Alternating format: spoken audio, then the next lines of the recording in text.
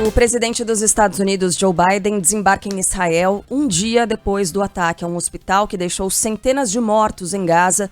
É impossível falar em números precisos, né, sobre vítimas, sobre o que aconteceu ontem na faixa de Gaza. A gente tem mais informações agora chegando com o Thiago Muniz. Bom dia, Thiago. Bom dia, Carla. Bom dia a todos. O pouso aconteceu por volta das 5 da manhã pelo horário de Brasília. O presidente dos Estados Unidos, Joe Biden, foi recebido na pista de pouso pelo primeiro-ministro de Israel, Benjamin Netanyahu. A imprensa internacional noticia como essa visita foi realizada às pressas, de maneira muito pouco comum para o chefe, o líder americano, o chefe de Estado dos Estados Unidos, ir para uma zona de conflito dessa maneira. Realmente uma situação bastante incomum que o presidente vá tão rapidamente ao local, mas essa foi a opção desempenhada por Joe Biden. Inclusive, se duvidava até dessa possibilidade num primeiro momento, mas o secretário de Estado, equivalente ao ministro das Relações Exteriores dos Estados Unidos, Antony Blinken, falou sobre isso e, de fato, Joe Biden chegou a Israel na manhã de hoje. Pouco depois da recepção pelo primeiro-ministro, eles foram para uma declaração à imprensa. Não dá para falar em entrevista coletiva porque eles não responderam perguntas. Netanyahu falou primeiro. Ele agradeceu a Joe Biden pelo apoio a Israel e por ter clareza moral. Netanyahu declarou que Biden estava traçando uma linha clara entre as forças da civilização e as forças da barbárie.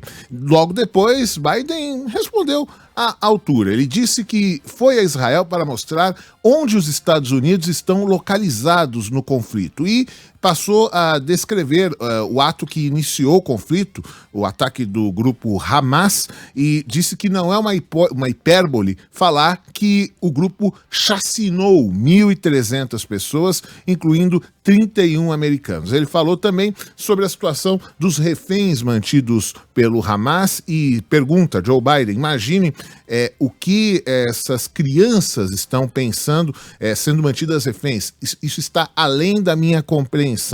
Ele também diz que a coragem, o comprometimento e a bravura do povo israelense é impressionante e diz que estava muito orgulhoso em estar no local. Joe Biden se manifestou a respeito da explosão no hospital, que foi aí o grande desenvolvimento das últimas horas na guerra.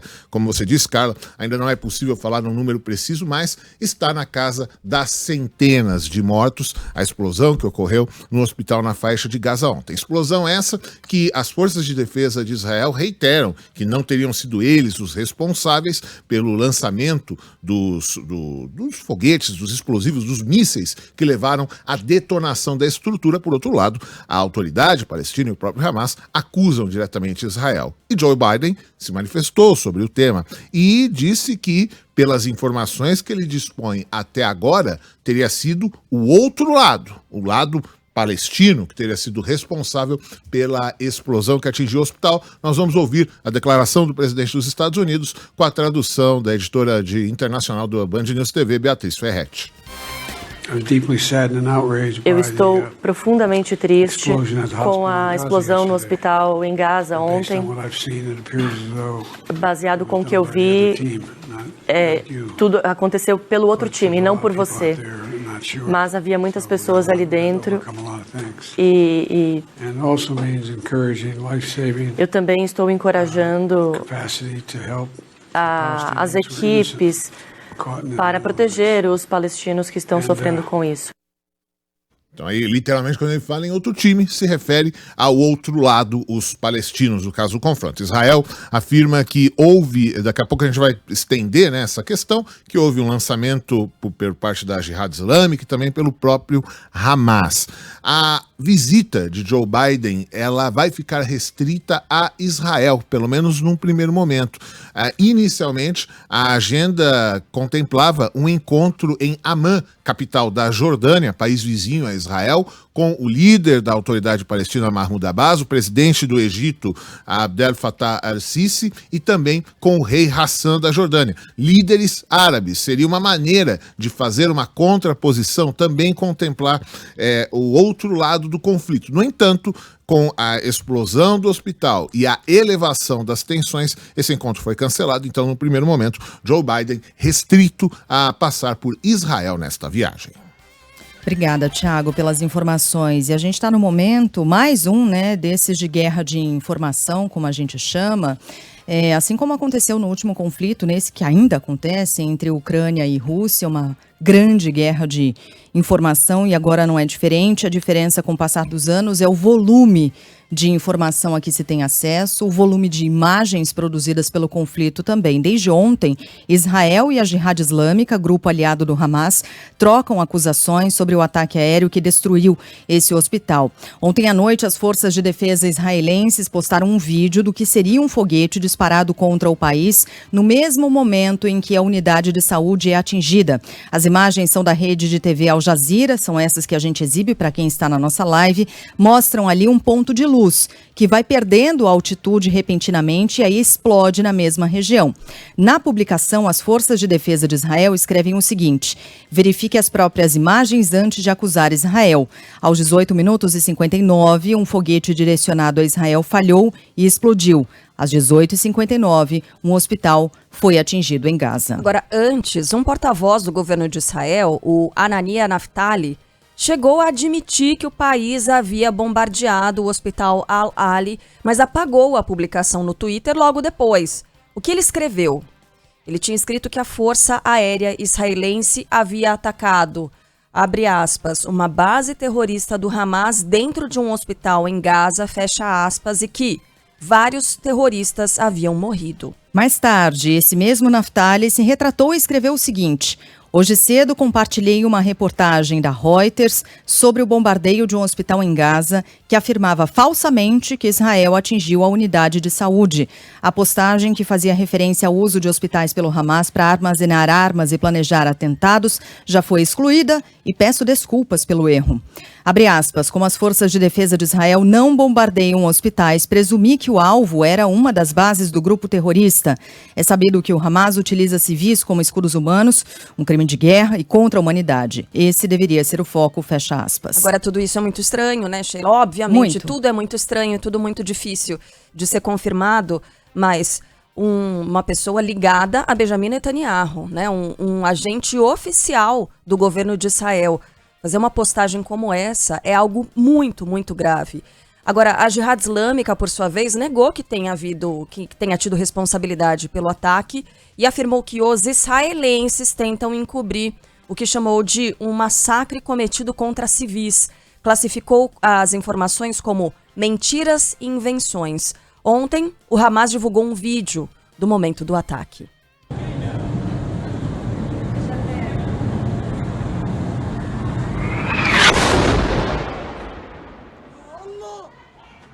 É muito assustador porque é uma imagem, primeiro, da noite, né? É o céu escuro, dá para perceber que tem uma cidade ao fundo.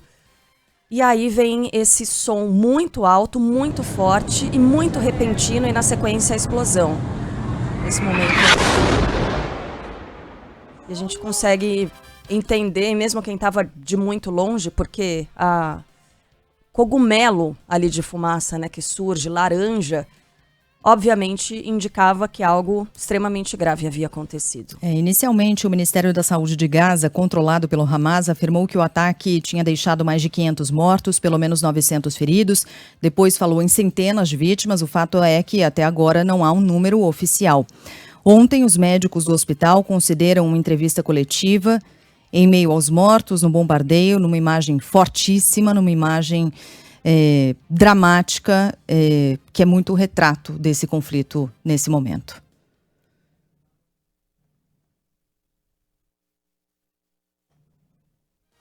Acho que a gente não tem esse vídeo, né, para exibir, mas enfim. Em instantes a gente vai exibir, só para trazer aqui a imagem, né, Sheila, do que a gente vai observar. São corpos ali, em torno, as vítimas estão ali ainda, em torno dos médicos que falam nessa coletiva. Bem, logo após Estamos aqui para contar a eles e ao mundo inteiro hoje sobre esse inimigo que ameaça esses hospitais aos olhos do mundo. E o mundo não faz nada, não toma medidas dissuasivas nem toma medidas decisivas contra este inimigo. O inimigo estava apenas recebendo uma mensagem de garantia, uma mensagem de permissão para bombardear os hospitais. E este assunto foi concluído neste dia, neste massacre brutal, do tipo que raramente vimos no mundo atual, mas ouvimos falar naquelas épocas passadas, que contam histórias de brutalidade e o fascismo representado hoje por esta ocupação. Como se trata até de uma imagem bastante forte, né? A gente borrou ali uma parte dessas imagens, né? Logo após o ataque, países e autoridades árabes condenaram os bombardeios feitos por Israel. Houve uma reação muito forte. O Irã chamou de crime de guerra selvagem. O Egito definiu o ataque como uma violação perigosa do direito internacional humanitário. E a Autoridade Nacional Palestina falou em genocídio e catástrofe humanitária. Informou ainda que o encontro entre Mahmoud Abbas e o presidente dos Estados Unidos, Joe Biden, que desembarcou mais cedo em Israel, conforme a gente falou, foi cancelado. De acordo com o palestino Mohamed Al-Assar, que morou 16 anos no Brasil e vive a cerca de 20 quilômetros do hospital atacado, o clima no prédio onde ele reside é claro, né, de muita tensão. Tem mais de 120 pessoas no prédio, muitas famílias que saíram fugindo do norte vieram para cá. No momento não tem nenhum lugar seguro, todo mundo está esperando quando chegar a vez dele para morrer. É quase uma coisa assim.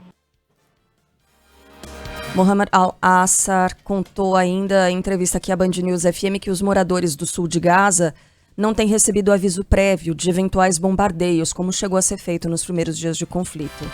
Eles ligavam e falavam, às vezes, daqui a 10 minutos a gente vai atacar, as pessoas evacuavam as casas. Nessa guerra, o primeiro dia estava assim, o segundo dia não. Agora eles estão atacando, tem ataques sem avisar.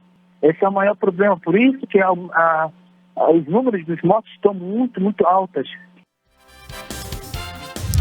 E olha, como as notícias sobre a explosão no hospital ganharam muita força e muita repercussão ao longo da tarde e da noite, né? Quase que ficou de lado algo muito grave também que aconteceu, porque mais cedo ontem um complexo escolar mantido pela ONU na cidade de Al-Maghazi, na região central de Gaza, também foi atingido por um ataque aéreo. A ofensiva, que segundo a entidade teria sim partido de Israel, deixou pelo menos 6 mortos e dezenas de feridos. É um colégio que vinha sendo usado como abrigo por palestinos. E, repito aqui, era mantido pela ONU e esses palestinos que foram para lá depois de deixarem as próprias casas durante o conflito. Segundo a Agência da ONU para Refugiados em Gaza, todos não tinham e não têm para onde ir e não há mais lugar seguro na região. Até agora, de acordo com o Unicef, a guerra entre Israel e o Hamas, que completa hoje 12 dias, já matou pelo menos 700 crianças. O número que foi divulgado antes do ataque ao hospital Al-Hali impressiona ainda mais ao se considerar a população palestina. Metade dela é formada por jovens abaixo dos 18 anos.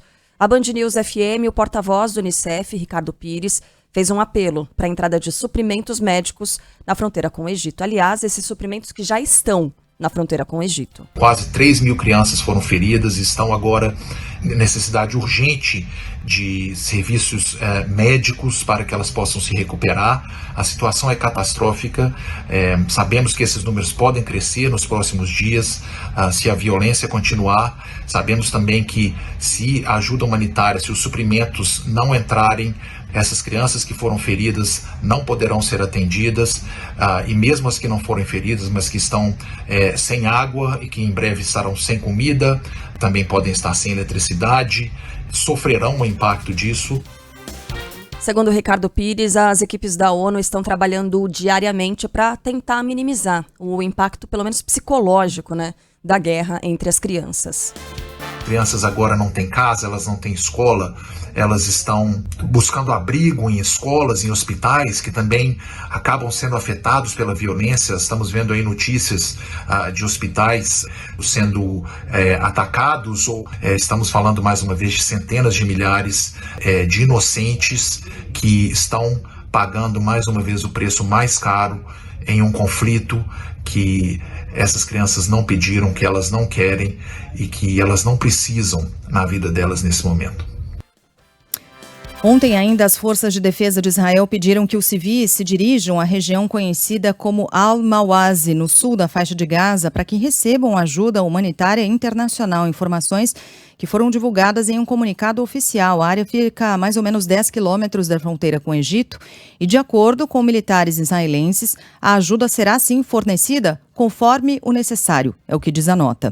Segundo o coronel Elan Goren, um dos porta-vozes do Exército de Israel, o objetivo é proteger os residentes da faixa de Gaza. Ele ainda acusou o Hamas de impedir que civis se desloquem para o sul, com o objetivo de colocar em perigo os moradores da região. Pois é, a fronteira com o Egito, ela segue fechada para a entrada da ajuda humanitária e a saída tanto de estrangeiros quanto de palestinos que não querem ficar nessa área do conflito.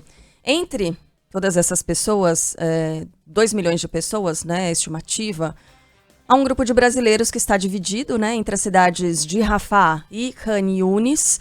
A Roberta Russo está por aqui para trazer mais informações. Diga, Rô. A gente está acompanhando esses brasileiros, né? Carla, Sheila, bom dia para os nossos ouvintes de novo. E a gente sabe que a comunidade internacional, as agências humanitárias, palestinos, além dos nossos brasileiros, seguem nessa expectativa para que a passagem entre a faixa de Gaza e o Egito possa ser aberta. Temos os 2 grupos dos brasileiros que estão em Rafah, também um outro grupo em Khan Yunis. O ponto de cruzamento segue fechado para a saída de estrangeiros. Nada mudou. A gente tem informação de 32 brasileiros esperando na faixa de Gaza. Também a gente tem acompanhado a brasileira de 18 anos, a Shahed Albana, que está com o grupo de brasileiros que deixou aquela escola católica no fim da semana na região norte da faixa de Gaza. Seguiram de ônibus até uma casa na região de fronteira, onde seguem acomodados, aguardando com muita expectativa essa abertura. A gente conversou hoje cedo com a Shahed, hoje cedo no nosso horário aqui do Brasil, lá já é mais tarde. Shahed disse pra gente que nada mudou nessa situação. A expectativa, a ansiedade aumentaram em meio a essa escalada de violência na faixa de Gaza, depois da explosão de um hospital, com centenas de mortos, feridos, com as notícias que eles recebem por lá também, principalmente pela imprensa aqui do Brasil, pelas informações da embaixada, mas de fato fronteiras fechadas e os brasileiros sem nenhuma notícia, nenhuma expectativa de quando de fato vão conseguir cruzar a fronteira com o Egito, para então seguirem até a Itália, onde vão pegar um voo para o Brasil. Deixa eu aproveitar que você está por aqui e você conversou, né? Está trocando essas mensagens com a Shahed. E essa questão das informações é um tanto quanto curiosa, porque a gente está por aqui, está trocando essas informações o tempo todo, mas quem está na faixa de Gaza, muitas das pessoas não tem, por exemplo, energia elétrica, a gente não sabe se tem sinal de TV ou não, então ela diz que as informações que ela recebe, em grande parte, vêm aqui do Brasil. Aqui do Brasil, ou da embaixada, né, do Brasil na Palestina, por meio do embaixador que faz contato com eles. Quando a internet de fato está funcionando, ela consegue ter acesso, receber algumas informações, e em alguns momentos não. E observando e ouvindo os bombardeios que seguem ali na região, que é muito assustador, com certeza. E em Khan Yunis piora a situação, né? A gente vem acompanhando o Hassan Rabi, aí por lá a situação bem pior, sem energia elétrica, a internet que falha o tempo todo, aí ele fica ainda mais sem as informações e sem saber o que esperar para as próximas horas. Em Khan Yunis a situação é mais difícil. Porque o número de pessoas agora concentradas nessa cidade é muito maior do que a estrutura da cidade permite. Exato. Né? Lembrando que houve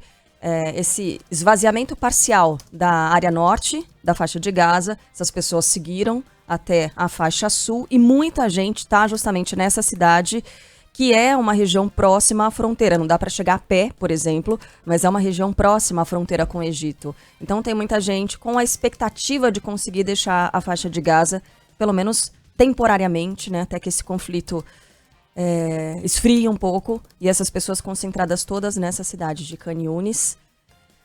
Obrigada, viu, Rô, pelas informações. Mais tarde a gente entra em contato com o Hassan e também traz a atualização, porque os nossos ouvintes estão acompanhando e parece, como um ouvinte descreveu aqui, eu não me lembro o nome da pessoa, mas parece uma espécie de reality show macabro, né, em que a gente acompanha e conhece as pessoas que estão envolvidas e, assim, envolvidas contra a vontade, porque Hassan Rabi, que é aquele palestino que mora no Brasil já faz alguns anos, foi com as filhas e a esposa visitar a família dele na faixa de Gaza.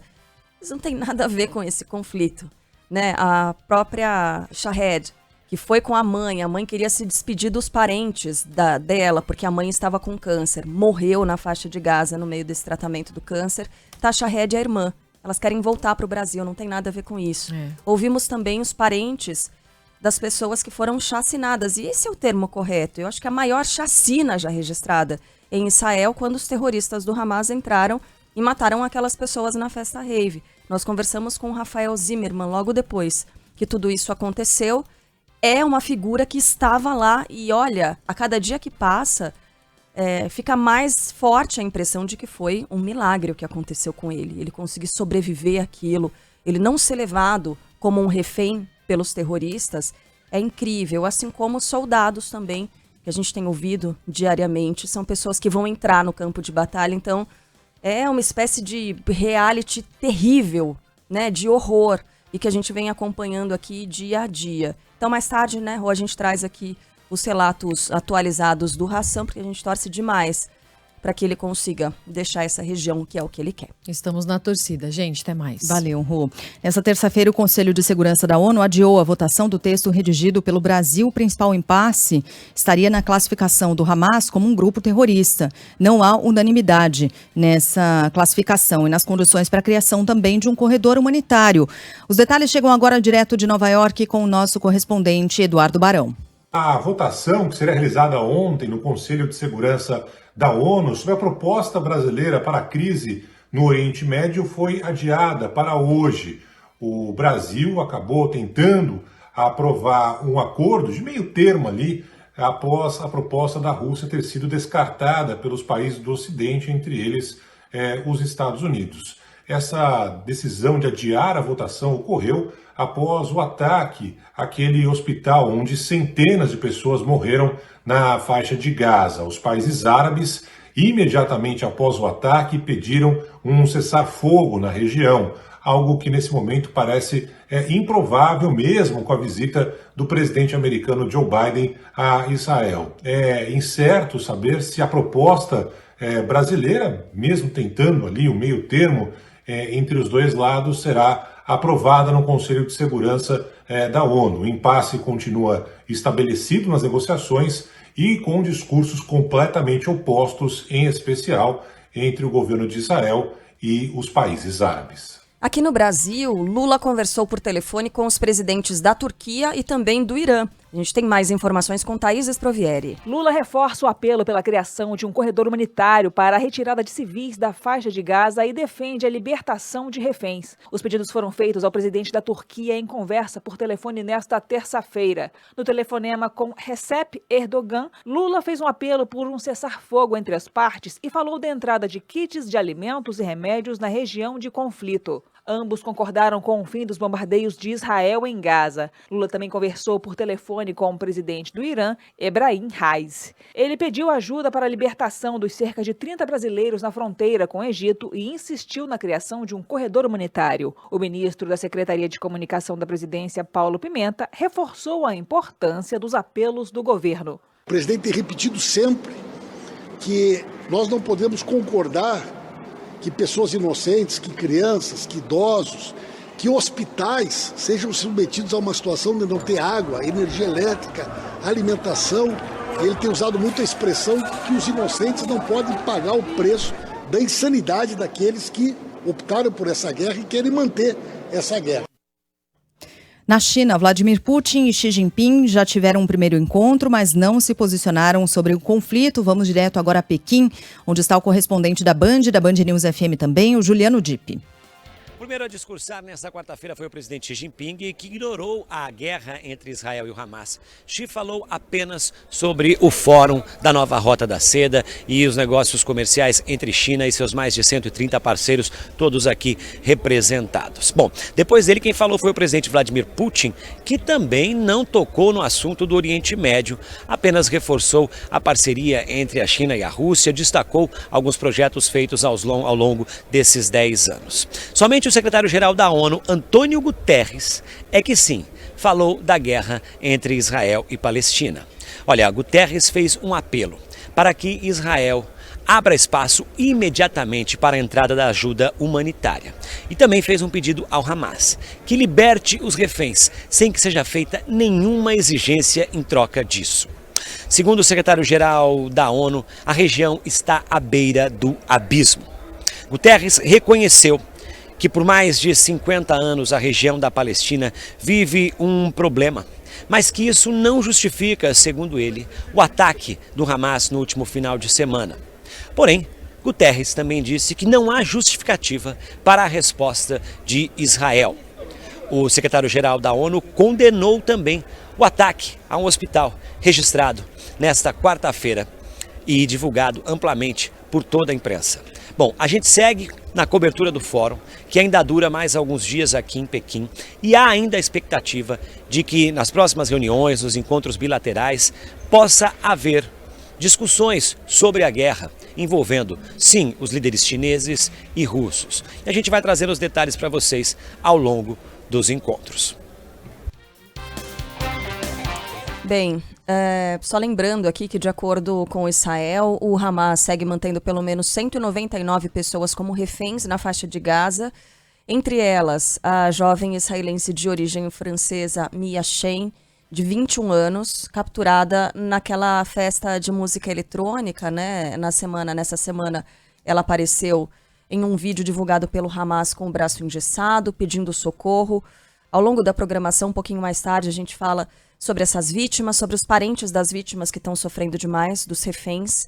E também a gente fala sobre despedidas, né, das pessoas que infelizmente estão morrendo nesses bombardeios diários e que também, infelizmente, agora vêm sendo encontradas mortas depois de serem feitas reféns pelo Hamas. Bom, e toda a nossa solidariedade a todas as pessoas vítimas desse conflito tão brutal, né, tão forte. Agradeço as muitas mensagens dos nossos ouvintes, algumas críticas, elogios à nossa cobertura, mas faz parte desse nosso trabalho, né, gente? Então, muito obrigada por todas as participações, uma necessidade, uma ansiedade, e que eu até compreendo aqui dos nossos ouvintes, de se posicionarem sobre esse assunto tão complexo, né? Tão difícil a gente tomar posição, e talvez não seja o caso mesmo, porque a gente não vive a complexidade histórica, inclusive, desse conflito. Mas o mais importante é que a gente possa seguir como humanidade, se sensibilizando com as dores dos outros e de todos os lados. Se sensibilizar para se indignar. Acho que é isso, né, que faz a humanidade melhorar. O dia que a gente para de se sensibilizar e de enxergar a dor do outro, a gente para de se indignar. E o dia que a gente para de se indignar, a gente paralisa a sociedade. A gente paralisa a mudança na humanidade, sabe? Então, acho que isso diz respeito ao nosso trabalho, mas diz respeito a todos nós, né, que acompanhamos. Olha, eu entendo muitas pessoas que fazem uma espécie de fuga do noticiário, porque é difícil mesmo, é barra pesadíssima, né, gente? Fala, não quero mais acompanhar. Eu compreendo, mas o fato seguirá existindo, ainda que a gente tente fugir dele. Os fatos existem. E o nosso papel é expor os fatos aqui, né? Ainda que eles sejam muito duros. Então é isso. Obrigada pelas participações todas de todo modo, mas é isso.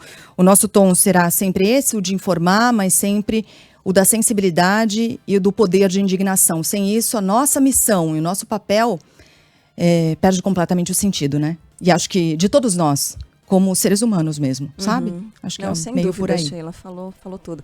Também só mais uma ponderação aqui, gente perguntando, nossa, meia hora de jornal vocês só falam sobre isso? Você vê o tamanho? Você vê o tamanho da importância do negócio. Livros de história, nem sei se vai ter livro daqui pra frente, mas esse capítulo vai estar lá.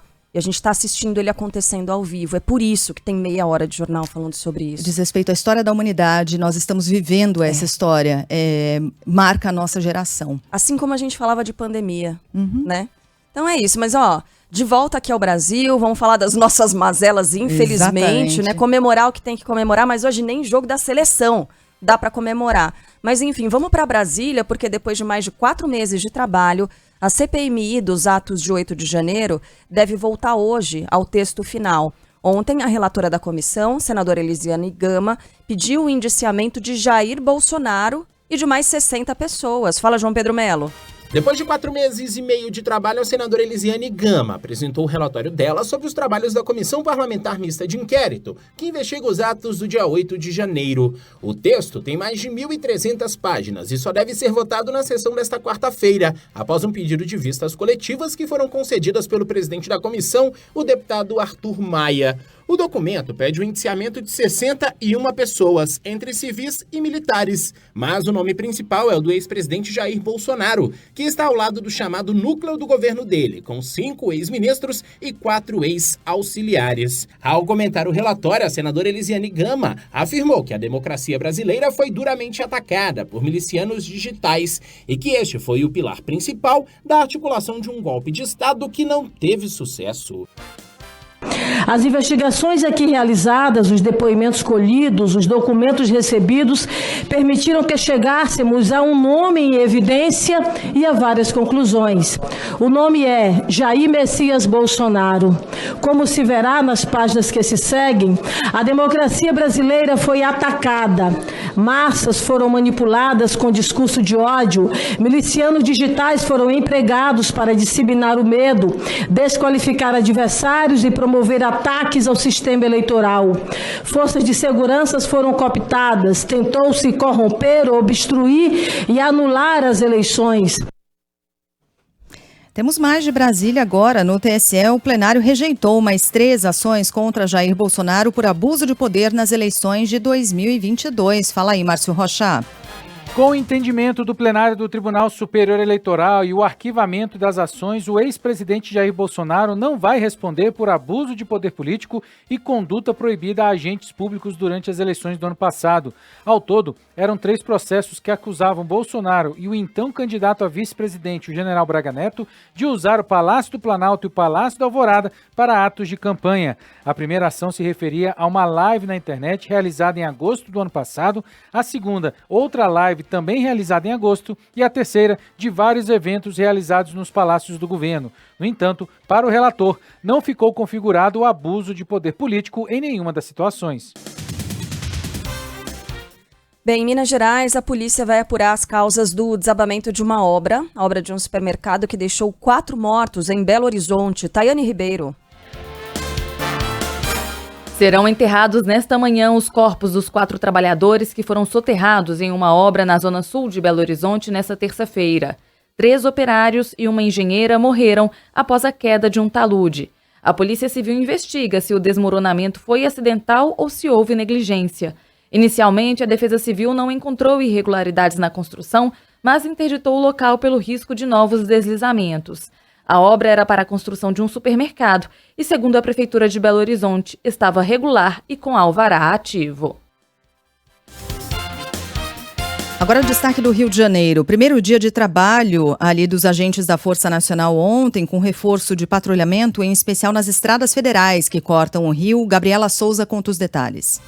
A Força Nacional já atua nas estradas do Rio de Janeiro. Os 150 agentes que chegaram ao estado deram início ao reforço na segurança nesta terça-feira. Eles vão atuar nas rodovias federais, na Baía de Guanabara, em portos e aeroportos. Nas rodovias, eles foram deslocados para os trechos indicados pela Polícia Rodoviária Federal, baseados nos dados das regiões com maior incidência de crimes, como roubos de cargas e de veículos, as rotas do tráfico e de armas e drogas. O Ministério da Justiça e Segurança Pública espera publicar até o fim do ano uma diretriz nacional para a utilização de câmeras corporais nos uniformes dos agentes. A informação foi dada pelo secretário executivo da pasta, Ricardo Capelli, após uma reunião com membros do Ministério Público Federal no centro do Rio nesta terça-feira. A gente vai colocar para consulta pública, inclusive para contribuições da sociedade, uma diretriz nacional sobre a utilização de câmeras corporais pelas polícias. A gente espera até o final do ano publicar essa diretriz nacional e eu tenho muita confiança que todos os estados vão passar a adotar essa diretriz como uma referência para todas as polícias, porque com as polícias, com as câmeras integradas, a gente ajuda a colocar de pé o Sistema Único de Segurança Pública. Na Bahia, a Polícia Civil cumpriu mandados contra envolvidos com o tráfico de drogas e também de armas em Salvador. E o Luiz Felipe Veloso conta mais pra gente. Uma assessora parlamentar e outras 7 pessoas são presas em Salvador, suspeitas de integrar um grupo criminoso responsável por tráfico de drogas e armas, além de homicídios. A Operação Noise, coordenada pelas Polícias Civil e Federal, foi deflagrada ontem em 5 bairros da capital baiana. De acordo com a delegada Márcia Pereira, um dos presos coordenava, inclusive, ataques em outros bairros da cidade. Além de serem integrantes dessa facção, eles também fazem revide a outras facções investigações aqui da capital. Isso tem relacionado também a homicídios. Inclusive, a gente está fazendo compartilhamento de provas com o DHPP para que a gente possa elucidar alguns homicídios que foram praticados por essa facção criminosa. Além dos mandados de prisão, 47 de busca e apreensão também foram cumpridos. A mega operação teve a participação de mais de 200 policiais e foi deflagrada após 2 anos de investigações. Por causa desta ação, a Escola Municipal Martagão Gesteira suspendeu as aulas. 200 alunos foram impactados com a medida. Vamos ao sul do país agora. Passa de 120 o número de cidades em situação de emergência por causa das chuvas em Santa Catarina. Até agora, os temporais deixaram 6 mortos. Leonardo Gomes. Sobe para 26.500 o número de pessoas fora de casa em Santa Catarina por causa das fortes chuvas. Desde o início do mês, 6 pessoas morreram e 145 cidades registraram estragos. Ao todo, 125 também decretaram situação de emergência. Em todas as regiões catarinenses, os acumulados de chuva desde o primeiro dia de outubro já superam o esperado para todo o mês. No Vale do Itajaí, já choveu 3 vezes mais do que o considerado normal para o mês inteiro. No Paraná, 21 cidades estão em emergência, principalmente Rio Negro e União da Vitória, que sofrem com a cheia do Rio Iguaçu e contabilizam quase 6.000 pessoas desabrigadas. Ao todo, 65.000 paranaenses foram afetados pelo mau tempo desde o início do mês. E no Amazonas, o nível do Rio Negro voltou a cair. É a pior seca da história. De Manaus, Vitor Litaif. A seca extrema que atinge o Amazonas afeta quase 95% das cidades do estado. Dos 62 municípios, 59 estão em calamidade ou emergência, por causa da pior estiagem em 121 anos, quando os registros começaram a ser realizados. De acordo com a MAP Biomas, rede colaborativa que monitora os biomas brasileiros, o Amazonas registrou a menor superfície coberta por água desde 2018. Ontem, o Rio Negro baixou mais 10 centímetros e atingiu o patamar de 13 metros e 49 centímetros. O Madeira, outro afluente importante do Amazonas, chegou à mínima histórica de 6 metros e 8 centímetros de profundidade. Já o Solimões tem registrado pequenas altas com as chuvas dos últimos dias. Já são mais de 550 mil pessoas afetadas de alguma maneira pela seca. A travessia entre a comunidade de Vila Nova e Manaus, que era feita de barco, agora precisa ocorrer a pé, no meio da lama até chegar ao leito do rio. A pescadora Cosma Nascimento se desdobrou para chegar à capital. Nós saímos de lá, da onde nós moramos, 6 da manhã, chegamos 6 da manhã aí na boca. Aí a gente liga pro pessoal vir pegar daqui da Panaí, a gente lá na beira. Atenção, você que busca atendimentos para o programa Desenrola, para o Minha Casa Minha Vida, as agências da Caixa abrem mais cedo hoje exatamente para esses atendimentos. Fala mais pra gente, Laís Menezes. As agências da Caixa Econômica Federal abrem 1 hora mais cedo hoje em todo o Brasil para atendimentos relativos aos programas Desenrola de renegociação de dívidas e Minha Casa Minha Vida. A medida faz parte da campanha Tá na Caixa, que também vai tirar dúvidas sobre linhas de crédito oferecidas pelo banco. A antecipação acontece de acordo com o horário já praticado em cada região.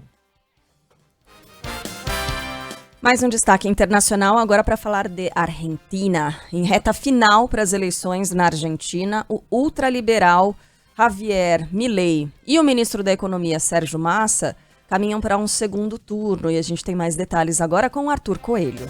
Os eleitores argentinos vão às urnas neste domingo para escolher o novo presidente do país no lugar de Alberto Fernandes. A maioria das pesquisas eleitorais aponta para um segundo turno entre o libertário Javier Milei e o peronista Sérgio Massa. Também serão eleitos os novos senadores e deputados. Ontem, o ultradireitista postou na internet um vídeo de apoio do ex-presidente Jair Bolsonaro, que confirmou presença na posse do colega em uma eventual vitória. No mesmo dia, o Brasil enviou um assessor para acompanhar o primeiro turno das eleições no país. A 5 dias do pleito, a crise econômica na Argentina continua gerando uma corrida cambial após o dólar paralelo atingir um pico de mais de 1.000 pesos. Já os preços dos produtos mais que dobraram, com uma inflação batendo na casa dos 138%.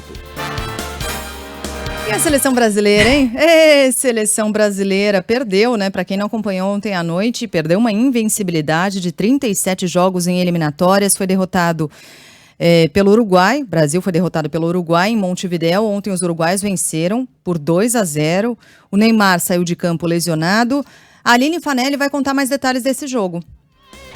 A seleção brasileira perde do Uruguai por 2-0 em confronto da 4ª rodada das eliminatórias para a Copa do Mundo de 2026. Os gols foram marcados um em cada tempo, por Darwin Nunes aos 42 da etapa inicial e por De La Cruz aos 31 do segundo tempo. O Brasil chegou a ficar 37 partidas sem ser derrotado nas eliminatórias e 18 jogos invicto como visitante na competição. Há preocupação com Neymar, que saiu de campo no final do primeiro tempo por causa de entorse no joelho esquerdo. Ele passará por exame hoje para saber a gravidade da lesão. Com o resultado, a seleção brasileira cai para a 3ª colocação na tabela. No mês que vem, a equipe enfrentará a Colômbia fora de casa no dia 16 e a Argentina no Maracanã no dia 21.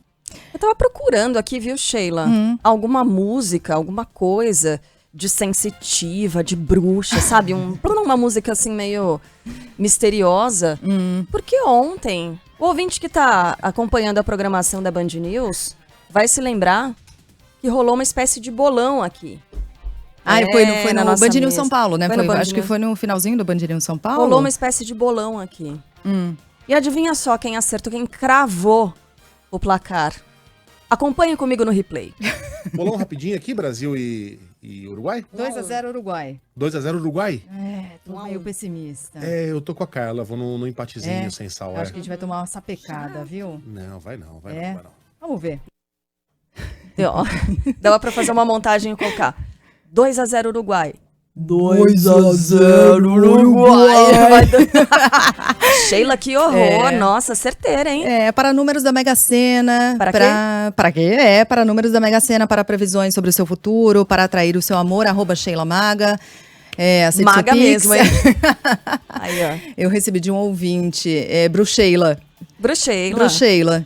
Isso. Parabéns, viu? Para quê? Parabéns.